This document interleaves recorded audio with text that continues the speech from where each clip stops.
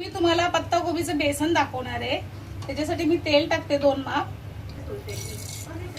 राई टाकते थोडीशी अर्धा चम्मच। माझी तडतडलेली आहे। मग नंतर मी कांदा टाकणार आहे, एक कांदा, छोटासा कांदा बारीक चिरलेला आहे।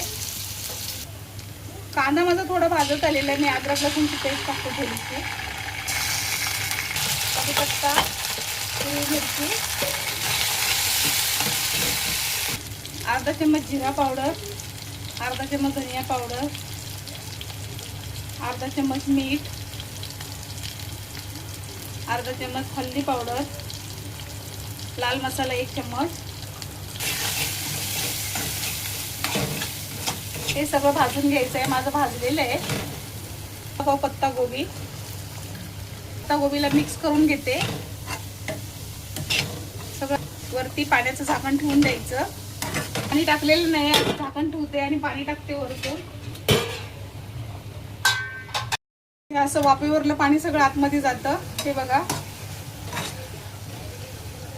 पत्ताकोबीचं बेसन बनवतो ना तेव्हा थोडीशी पत्ताकोबी कच्चीच ठेवायची आणि असं बेसन टाकायचं आणि बेसन असं मिक्स करत राहायचं।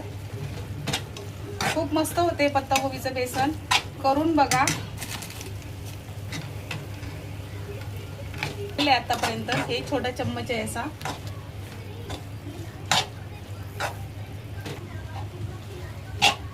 हे असं सगळं मिक्स करून घ्यायचं।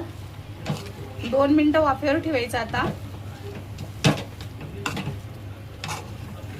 आणि ही अशी थोडीशी ना कोथिंबीर चिरली बारीक आणि अशी टाकून दिलेली आहे। खूप मस्त वाटते बेसन, खाण्यासाठी एवढी टेस्ट येते।